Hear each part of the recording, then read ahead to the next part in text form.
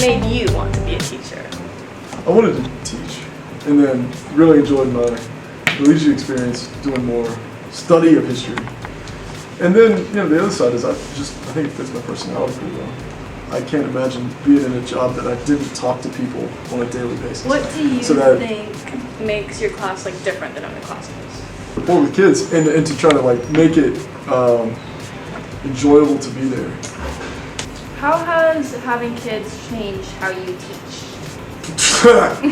Yeah, it takes up all my time. That's how it does. I wake up at 4 a.m., stay awake till 11 p.m., just work. Kids don't let you do that anymore. So it's a time eater.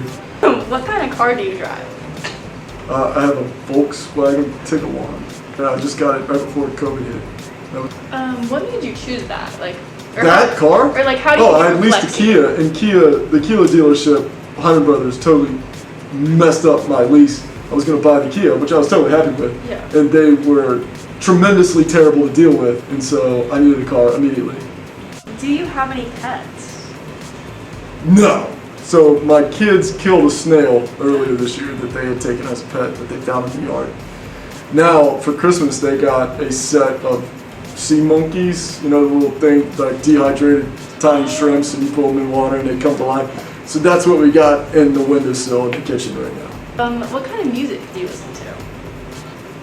I think your generation calls it dad rock, right? And so, whatever that means, I don't know. But things that were popular long before you were born. You play guitar, right? A little bit, yeah. What drew you to that? I wanted to be a rock star. What do you mean what drew me to it? I grew up with MTV, that's what drew me to it. Those guys were awesome. What are you most proud of? My kids. The two most important things in my life are my two children. Do you enjoy morning or afternoon classes more, and why? Depends on how much coffee I've had that day. Whatever class I'm hitting the peak of my caffeine addiction, that's the class I like the best. Where do you get your coffee? Wherever they sell it. Do you drink iced coffee? Yeah, the summertime iced coffee's good. Okay. When I was in, the one time I did summer school, they had just put a Starbucks on campus, and I spent way too much of my summer money on Starbucks iced coffees. Yeah. Because they're addictive. What is the biggest learning experience you've had? As a teacher? Yeah. Oh, jeez, I don't know. Every day. It's fun. I mean, as a teacher, you can plan a lesson, and you can deliver that lesson, and it's a 50-50 shot if it works. And it's a 50-50 shot if it will work from third period to fourth period. Same age group. You're teaching the same class, but it's a different set of kids. So the personality changes in the room are the driver of whether something works or doesn't work.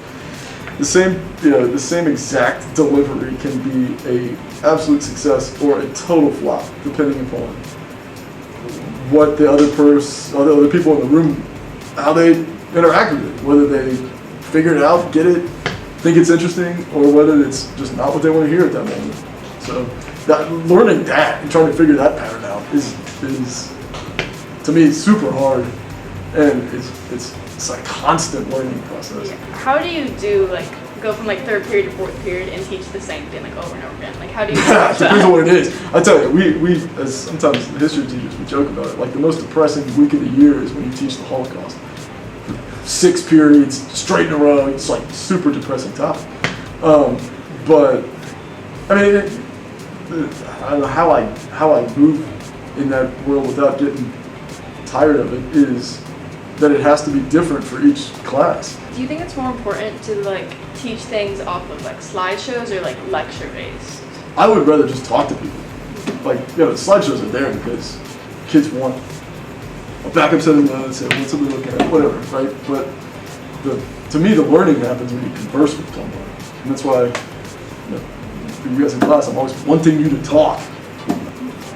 What's your favorite subject to teach? U.S. history, hands down. Well, absolutely love it. Yeah. Why do you prefer it over This is where we live. We're studying us. That's the fascinating thing about it. Is it's deeply tied to what we do and how we think and live right now. What is your New Year's resolution, or I guess like how you're gonna change like anything in your life? Oh, I don't do This year. New Year's resolutions. What's your favorite season? Ooh, I like all of the changes into the seasons. So I don't have a favorite season. I just like it when the seasons change. What is like rewarding to you about your garden? I get to eat it. Like you know, this is my Jones. Like I am the soapbox of my life is that everyone should grow their own food. I don't care where you live. Like the fact that we don't is just mind-boggling to me. But getting about gardening is great. I love being outside. I love digging in the dirt. I love to like fight nature and try to win, which you never do. You know, I like the idea that I'm teaching my little kids that your food doesn't just show up on a grocery store shelf, that you have to create it, or somebody had to. And they learn a work ethic, and they learn perseverance, and they learn planning. You know, it's really just a great learning opportunity for them. Do you think you could win Survivor? I can do the surviving thing. I think. I don't think that's not. That's not. Figuring out like how to make a fire and how to eat. Yeah, I got it.